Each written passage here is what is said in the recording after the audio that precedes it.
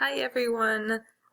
Just getting back to you. Sorry, it's been a couple of days. I wanted to get this up for you sooner, but yeah, life gets kind of crazy. I hope you're all doing well. Yeah, it's just really strange on campus, like I mentioned in some other videos. Now I'm home, my whole family's at home, so hopefully there won't be any, or at least a ton of background noise as we walk through this weekly welcome. Just wanted to share with you before we get started a psalm that I read this morning that just really meant a lot. It just really set my heart at peace. Psalm 91, the first couple of verses says, "Whoever dwells in the shelter of the Most High will rest in the shadow of the Almighty. I will say of the Lord, He is my refuge and my fortress, my God in whom I trust."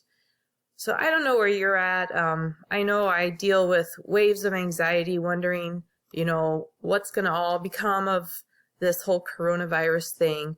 But that really brought me great comfort. And really even the rest of the psalm too spoke some really reassuring words. So yeah, just kind of keep that in mind too as you walk through these next weeks. I'm excited to get going again. I think I have a pretty solid plan now. This has been a stretch to really transition this course over to, an online format. And honestly, there's a lot of questions yet in my mind. So if you have ideas, please bring them to me. I would love to accommodate your ideas as well. Specifically, I'm thinking of right now, like as you guys are writing your units, what about those curricular resources? We had the wonderful opportunity of having access to the TRC when we were on campus. How are we going to be resourceful at this point and be able to avail ourselves to curricular resources? So we'll work through that as we move forward, but maybe be thinking about what open source resources there are, which ones maybe we can get through the library yet in a digital form. But yeah, there's some unanswered questions at this point, and obviously doing 203 online, it's not going to be the same as doing it face-to-face. I feel kind of gypped. I don't want to be selfish about this, but one thing I was loving about our classroom community in 203 is just the rich discussions we were having. And I really want to see if we can continue that. So keep that in mind. That's still a goal. I think we can manage that also in this format, but it's going to look different, and it's going to maybe take a little bit of work on everybody's part. So kind of to keep that spirit of community, I've included a community hub on your learning guide. You'll see some familiar pieces here, like the community agreement. It's still the same as what we had at the beginning of the semester. Please continue to add to that. Maybe you have new ideas now that we're changing formats. Also, let's continue to pray for each other. Here's a Google Doc where you can add some prayer requests as we move forward. I know that we're all dealing with different situations, and let's lift each other up in prayer, okay? Also, as those prayers are answered, let's remember to praise God for His presence, His faithfulness. This is a discussion board that's just about random information, your thoughts, your questions. I see it as those before class kinds of conversations that we used to have when we were face to face. So let's keep that going. If you just have thoughts or comments or just something you want to throw out there, access this discussion board on Canvas and just add to it. I have added a modified weekly course outline here. I will continue to work on that. Not everything's nailed down, honestly. I'm really taking it week by week and just seeing how it goes. My mantra has become, let's try this, right? We've never done this before in an online format. I didn't set out to design this course in an online format, but we can do this, right? So we're going to try new things, and so this modified weekly course outline will morph and meld as we move forward. Let's keep our deep hope in the forefront of our mind, and every week as you open your modules, you'll see a welcome video from me here, so we'll kind of lay out the steps. All right? Our essential questions remain the same. If you look on your syllabus, you'll see that these were some essential questions that we are going to hope to tackle about now in the semester. Also recognize too that the course objectives remain the same. The assessments are going to remain the same. And the way we move through the course, that's going to change a little bit. I'm chunking it a little bit differently. All right.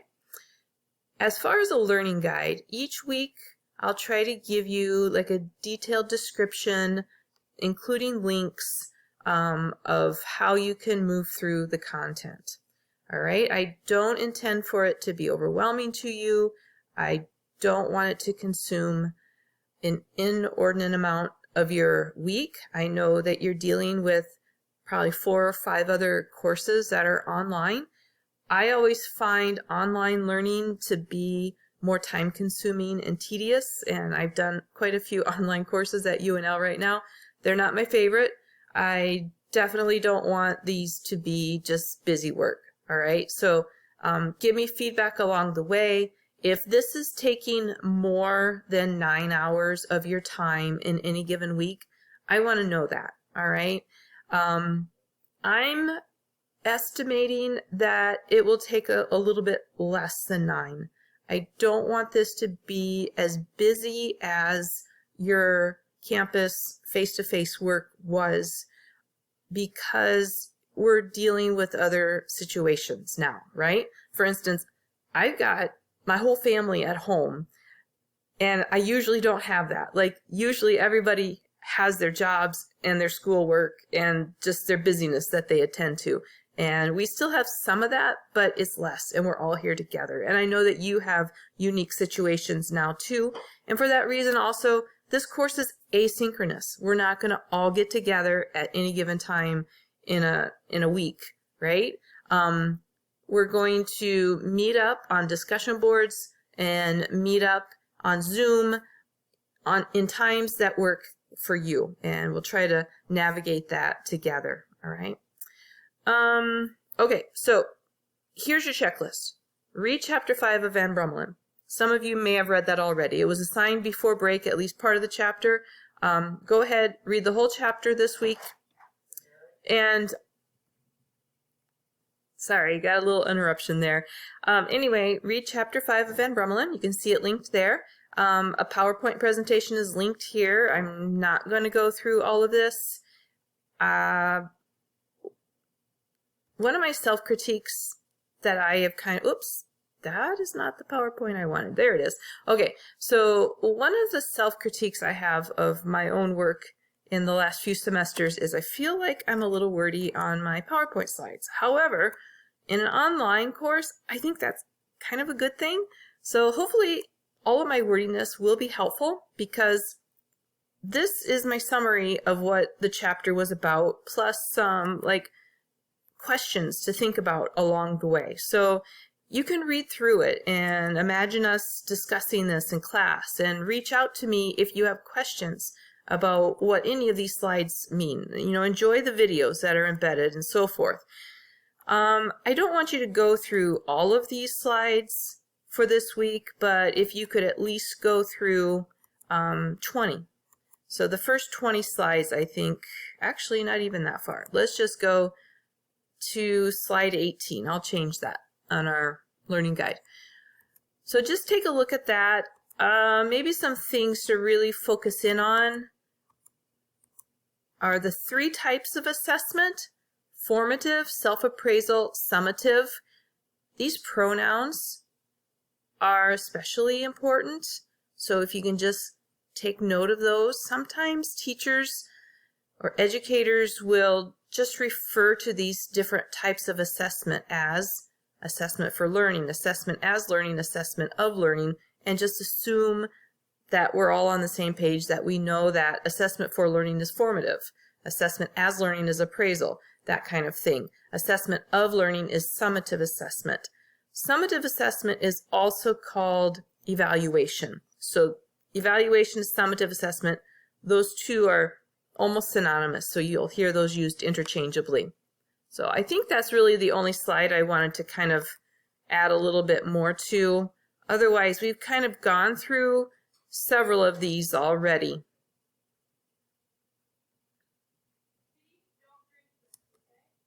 All right, moving on our guide. Here's a video I've linked. I think you'll enjoy it.